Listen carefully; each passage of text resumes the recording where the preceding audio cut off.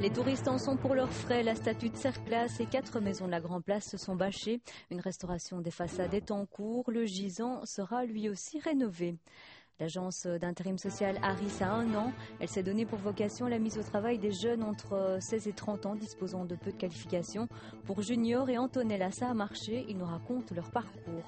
Visite de l'école communale située dans le quartier de la Roue à Anderlecht. Le bâtiment vient d'être classé. Cette école avait été construite dans l'entre-deux-guerres pour accueillir les enfants habitant la cité Jardin.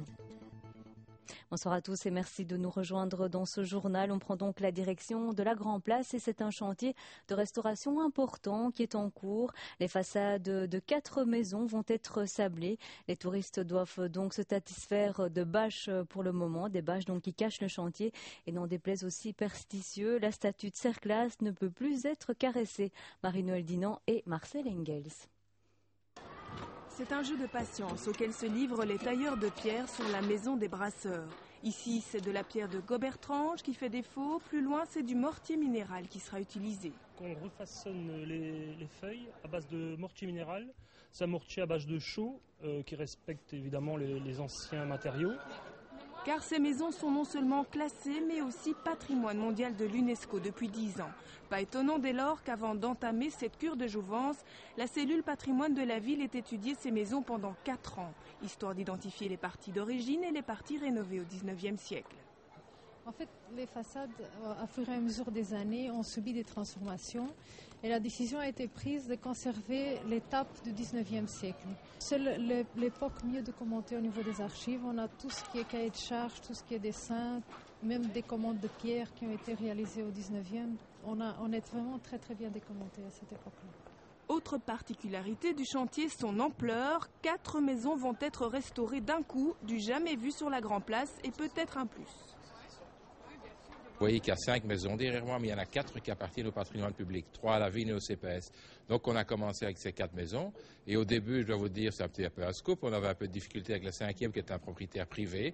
Mais maintenant, on a pu le persuader. Et très très récemment, on a fait une convention avec lui de manière à ce que vous verrez très bientôt une 5e bâche et qu'on puisse alors restaurer l'ensemble du pâté.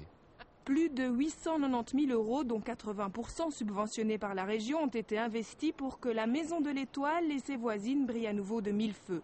Il en allait aussi de la stabilité de l'édifice malmené par la corrosion des éléments métalliques. Et alors avec des infiltrations d'eau, le métal est corrodé et alors ça pousse les pierres vers l'extérieur.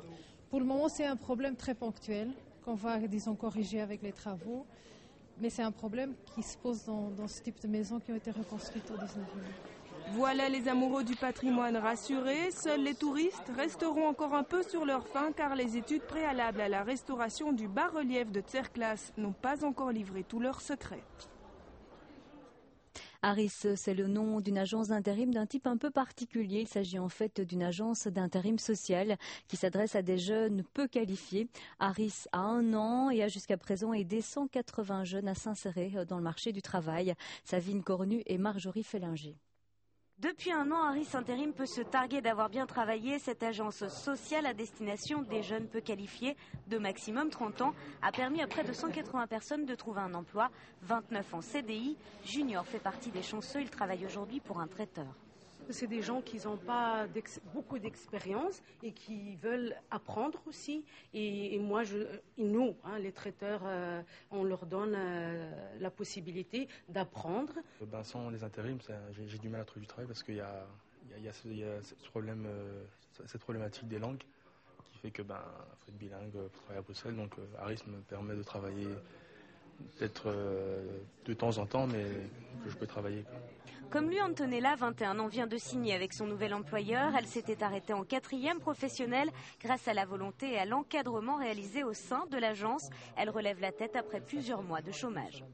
Ce sont des travailleurs en difficulté, donc pour lesquels il faut faire d'abord un travail de coaching pour beaucoup d'entre eux, un travail d'accompagnement pour qu'ils arrivent au fond à décrocher un emploi durable, puisque c'est ça l'objectif, la raison d'être d'Harris Intérim. Ils m'ont vraiment aidé et tout, parce que j'arrêtais pas de dire ouais tout le temps. Alors ils m'ont dit non, il faut faire attention, il faut dire oui. Alors vraiment ils m'ont donné plein de conseils pour bien parler et tout avec les clients, bien comment s'habiller, pas trop vulgaire ou quoi. Et vraiment, ils donnent vraiment des conseils et c'est super quoi. Parce que maintenant, voilà, j'ai signé. Après 11 mois d'activité, Harris a encadré plus de 400 jeunes. Cette année, 2 bureaux doivent voir le jour pour améliorer encore les prestations sans perdre en qualité. Je pense qu'il faut rester conforme à son objet social, faire les choses bien dans les règles de l'art. Aujourd'hui, nous sommes 3 au total, puis c'est un agent d'accueil. Et donc, on fait en la mesure de nos moyens, on intègre des gens. Je pense qu'on est beaucoup plus satisfait quand quelques personnes ont un bon CDI qui garde que de commencer à jouer la masse et peut-être perdre le contrôle de notre métier mère qui est l'accompagnement. Prochain objectif de l'agence, atteindre les 80 contrats à durée indéterminée à Bruxelles où les jeunes représentent un tiers des chômeurs. Et chez Scania, dont les ateliers sont installés à Nederoverembeek, un accord est intervenu entre la direction et les syndicats. Je rappelle que le constructeur de poids lourds a décidé de créer un siège social unique pour le Benelux à Breda, ce qui implique des pertes d'emplois à Bruxelles. Une quinzaine de personnes vont aller travailler en Hollande, une vingtaine d'autres seront licenciées. Par ailleurs, les 120 travailleurs qui restent ont obtenu une prime et une légère augmentation salariale. On constate chez les jeunes une méconnaissance du code de la route. Ils ne savent pas non plus les premiers gestes qui sauvent. C'était donc un constat des États généraux de la sécurité routière. L'idée de la gouverneure de Bruxelles est de faire bénéficier les élèves des écoles secondaires d'une formation qui allie code de la route, mécanique et premiers secours. Une centaine d'élèves en ont déjà profité. Stéphanie Trieste et Béatrice Broutou. Cours de mécanique ce matin pour les jeunes de l'Athénée royal de Gansoren. Une des 3 écoles bénéficiant des cours donnés au centre de formation de Touring à Forêt. En matinée, cours théorique et l'après-midi, c'est la pratique. Soit une journée pour découvrir ce qui se passe sous le capot. 2 autres journées sont dédiées à la formation au premier secours avec le BEPS, le brevet de la Croix-Rouge, en bout de course pour les plus appliqués. Enfin, les élèves suivent une formation permis de conduire théorique sur Internet. Des élèves assez enthousiastes. Comme je passerai bientôt mon permis, ça peut déjà être un plus aussi pour ça. Comment réagir face à des personnes blessées, à prendre leur pouls et tout ça, quoi, faire des examens. Comme on dit souvent, oui, les filles, c'est moins mécanique que les garçons. Je me suis dit, c'est l'occasion de prouver. Et puis, comme je ne me connaissais vraiment pas en mécanique, même ne fût-ce que comment fonctionnait le moteur, comment on l'allume, ce système d'explosion à l'intérieur, je n'y connaissais vraiment rien. Donc, ça m'a beaucoup aidé, ouais. Ce projet pilote a été lancé par le gouverneur de l'arrondissement de Bruxelles, Véronique Paulus-du-Châtelet, en novembre 2007, suite aux États généraux de la sécurité routière. Les jeunes feraient preuve d'une méconnaissance de la sécurité routière, mais cette formation ne prend en charge que 110 élèves, hypothétiquement plus par la suite. Dans un premier temps, il faudra effectivement sélectionner parce que ça coûte de l'argent et que mes crédits de coordination ne sont pas indéfiniment extensible. Ça a coûté quand même, le tout compris, 22 000 €. Une journée de mécanique est assez pour apprivoiser un moteur.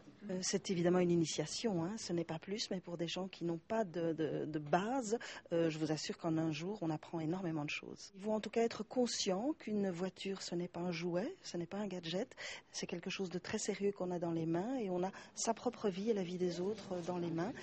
Si peu d'écoles ont répondu à l'appel du gouverneur, parmi les 3 écoles sélectionnées, l'enthousiasme des élèves est bien réel. À Gansoren, seuls 48 élèves ont pu s'inscrire sur une centaine d'intéressés. L'inscription, c'était de 7h30 à 8h. Et déjà à 6h, il y avait déjà des gens devant l'école. La formation se terminera en avril. Elle est aujourd'hui évaluée à mi-parcours. Les résultats provisoires montrent que 79% des élèves ont déjà réussi le brevet européen de premier secours et 86% le test de mécanique. Vu le succès de l'opération, espérons qu'elle pourra s'adresser à davantage d'élèves par la suite. Verdict en septembre avec les prévisions budgétaires 2009. Les conditions climatiques actuelles continuent à engendrer des pics de pollution. Des concentrations importantes de particules fines et de dioxyde d'azote ont été encore constatées aujourd'hui et le seront encore demain. À Bruxelles, les contrôles de vitesse sont renforcés. Alors, comment réagir face à ces pics de pollution? Benoît Feit, c'est la question que vous poserez aux invités du débat de ce soir. En effet, Muriel, et une promesse d'emblée ce soir, on ne brassera pas d'air, mais on ira bien au fond des choses. En cause ce soir, ces pics de pollution dont vous venez de nous parler, qui se manifestent donc cette semaine surtout par des particules fines. La semaine dernière, on parlait plutôt de dioxyde d'azote. Donc bref, ce sont des phénomènes récurrents. Maintenant, nous allons tâcher de voir comment la région peut-elle, à être de son côté seule et également en concertation avec les autres régions, contrer ce phénomène. Nous allons tâcher également de voir quel peut être l'impact sur la santé publique de cette pollution atmosphérique. Réponse dans quelques instants sur le plateau du débat. Merci Benoît, on vous retrouve tout à l'heure et puis sachez que le défi énergie reprend. C'est la 3e édition cette année. Tous les ménages bruxellois sont invités à y participer. Le but est de réduire sa consommation et bien sûr ses factures. Pour s'inscrire, une adresse internet www.défi-énergie.be. Vous pouvez vous renseigner aussi auprès de Bruxelles Environnement au 02 775 75 75. À Anderlecht, l'école communale de La Roue vient d'être entièrement classée. Elle a été construite dans l'entre-deux-guerres pour permettre aux enfants habitant la cité Jardin d'être scolarisés tout près de chez eux. De style sobre et fonctionnel oscillant entre le modernisme et l'art déco, ce bâtiment est un témoignage remarquable de l'architecture scolaire bruxelloise. Visite des lieux en compagnie de Dominique Brinard et de Béatrice Broutou. Vue de l'extérieur, l'école de La Roue ne laisse aucunement penser qu'elle recèle quelques trésors au niveau du patrimoine. Et pourtant, rien que ce vitrail dû au maître verrier Fernand Crix méritait d'être classé. Mais depuis jeudi dernier, ce n'est pas un seul élément, mais bien l'ensemble de l'école qui est classé définitivement et totalement. Témoignage remarquable de l'architecture scolaire de l'entre-deux-guerres, ayant une tendance moderniste pour la structure et une tendance art déco pour les éléments décoratifs, cette école primaire anderlechtoise est dans un excellent état de conservation. Pour le secrétaire d'État des Monuments et Sites, Émir Kir, le classement par la région bruxelloise de cette école va au-delà du simple intérêt historique. Je crois que c'est tellement important de pouvoir s'intéresser à ce genre de lieux qui sont fort fréquentés par les jeunes, par les moins jeunes, par les familles. C'est les écoles, c'est la natation, les piscines, c'est aussi le football avec les stades. Je pense que ce sont des lieux de mémoire, des lieux importants sur le plan collectif qui méritent aussi une protection. Aujourd'hui, c'est l'école de La Roue qui, pour tous les habitants de ce quartier et en dehors, signifie énormément.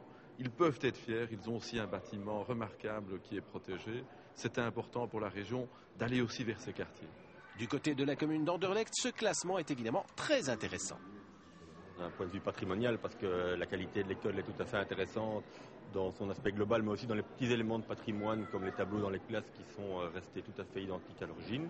Et puis je ne vais pas cacher que d'un point de vue financier, ça nous intéresse aussi, parce que ça ouvre la porte à une possibilité de subside jusqu'à 80%, et notamment ce sera bien utile pour rénover les façades extérieures qui sont peut-être restées un petit peu moins conformes à la qualité de l'intérieur, parce que les façades extérieures sont un peu défraîchies et donc il faudra les rénover dans les prochains mois. Quant à la directrice de l'école, elle non plus ne cache pas sa joie. Moi j'en suis tout simplement heureuse. Heureuse pour l'école en elle-même, pour les enfants qui y viennent tous les jours, car elle nous permettra aussi d'encore mieux pouvoir présenter notre école au niveau extérieur et encore pouvoir en être davantage fiers que nous en sommes maintenant. Terminons la visite par la salle des douches. Aujourd'hui inutilisée, elle est l'un des éléments remarquables qui expliquent les bienfaits du classement de cette école. Voilà, heureusement, elles sont vides. Et donc, Émir Kir qui en a aussi profité pour annoncer que les services du patrimoine étudiaient la possibilité de classer l'ensemble de la cité Jardin de La Roue à Anderlecht. Est-ce qu'on peut? C'est le slogan d'une nouvelle campagne lancée par la région bruxelloise en matière d'urbanisme. Une campagne qui prend la forme d'une fausse maison qui a été construite au coin du boulevard du Midi et de l'avenue de Stalingrad. Il y aura également des affiches qui nous rappellent sur le ton de l'humour qu'on ne peut pas faire tout et n'importe quoi quand on veut rénover son habitation ou ses alentours. C'est ce que nous expliquent Marc Debont et Marcel Engels. Les riverains de la gare du Midi n'en reviennent toujours pas. En quelques jours, ils ont en effet vu pousser cette maisonnette qui, à y regarder de plus près, concentre quelques irrégularités urbanistiques. Il est interdit en effet d'implanter une activité dans un grenier sans autorisation, interdit aussi d'installer une cheminée avec une évacuation sous les fenêtres des voisins. À Rénovas, depuis plus de 10 ans, on rappelle les règles en matière d'urbanisme et surtout, on conseille. Si vous voulez changer la couleur de votre façade, non, c'est pas possible. Enfin, si, c'est possible, mais en fait, ça demande un permis d'urbanisme. Donc là, vous êtes parti pour une démarche, je dirais, assez longue de permis d'urbanisme. pour juste changer la couleur de la façade. Et qui n'est pas, et ça tout dépend de la couleur parce que ce ne sera pas nécessairement accordé, quoi. Car même si votre bâtiment n'est pas classé, vous êtes tenu de respecter quelques règles. Pas question par exemple de remplacer votre jardinet par un parking, ni de placer une véranda dans votre jardin sans demander un permis d'urbanisme à la commune. Vous pouvez gêner des personnes, c'est-à-dire que vous pouvez faire de l'ombre sur les voisins à gauche, à droite, ça c'est une chose. Une deuxième chose en fait, c'est que vous allez couvrir une parcelle qui avant était un jardin dans lequel en fait l'eau pouvait s'infiltrer, donc qui ne pourra plus s'infiltrer. Donc là on aborde alors la problématique des inondations dans les villes, des problèmes d'évacuation de pluie. C'est donc pour sensibiliser le public au bien fondé de ces règles qu'une campagne a été lancée ce matin. Ludique, elle se veut aussi informative. Nous, simplement ici, nous voulons attirer l'attention de façon ludique, effectivement, du public au fait que, il y a des choses simples qui peuvent être faites en matière d'urbanisme. Car en cas de non-respect, au mieux, les autorités vous infligeront une amende ou au pire, vous demanderont de remettre à l'état initial. Autant le savoir, comme on dit dans ces cas-là. Chaque année, la médiatine à Woluwe-Saint-Lambert donne un prix à un jeune artiste, toutes disciplines confondues. Alors, le 24e prix cette année a été décerné à un photographe. Il s'appelle François Goffin. C'est l'occasion de découvrir son travail en compagnie de Pierre Schoenbrot et de Marjorie Fellinger. Ils étaient 189 dans la course, mais il fallait un élu. Cette année, il est photographe et plutôt heureux. Non, je suis content, oui. Est-ce que ça peut apporter un prix comme ça ? Ce que ça peut apporter, un petit peu plus d'assurance dans ce qu'on a envie de faire par après. Un prix, déjà le prix financier, même si j'ai pas eu de coupe ni de saladier, c'est quand même assez chouette de recevoir une petite somme pour pouvoir produire des travaux futurs. Grâce à ce prix, François Goffin peut enfin penser à toutes ces pellicules restées en suspens, faute de moyens, et donc à poursuivre son travail photographique. Un travail qu'il qualifie d'abord d'œuvre picturale, d'où l'importance de l'encadrement, mais aussi du type de tirage. Et tout ça, c'est pour que les gens puissent, les gens qui viennent visiter l'expo, s'approprier et dire tiens, ça c'est vraiment la réminiscence, c'est comme ça que le travail s'appelle d'ailleurs, que ça leur évoque un souvenir. D'ailleurs, j'ai vu la définition, parce que moi-même au début je ne savais pas exactement ce que ça voulait dire réminiscence avant de l'employer. Il est marqué d'ailleurs un souvenir incertain, et je trouve ça chouette en fait, c'est vraiment... Et c'est un peu ce que la peinture offre parfois, que la photo est tellement ancrée dans la réalité, en tout cas dans l'imaginaire commun, c'est comme ça qu'elle est perçue. Et je trouve que lui donner justement une approche plus picturale, ça permet aux gens de se libérer par rapport à ce côté réalité photo, qui en fait tout le monde sait bien que c'est bidon, et de pouvoir en faire ce qu'ils veulent, quoi. À côté de ce travail photographique, des dizaines et des dizaines d'autres œuvres d'artistes en émergence. Pour la 24e fois, les prix Médiatine offrent donc au public un espace de laboratoire et de prospection sur l'art contemporain. L'expérience est curieuse. Exemple avec ces objets collectifs expérimentaux que son créateur vous invite à tester. Aujourd'hui, nous avons très peu de peinture, beaucoup de vidéastes, beaucoup d'installations, beaucoup aussi de recherches diverses, de multimédia, je dirais. Et donc voilà, ça c'est au niveau de la technique. Au niveau du langage aussi, évidemment, le langage a évolué sur un quart de siècle, c'est normal. Et donc là, il y a aussi un gros travail à faire au niveau de la médiation. Pas question donc de laisser seul le visiteur face à des œuvres parfois mystérieuses. Ici, les gardiens se transforment en guides et en quelques mots vous présenteront la démarche de chaque artiste. De quoi faire de votre visite un véritable échange sur l'art contemporain.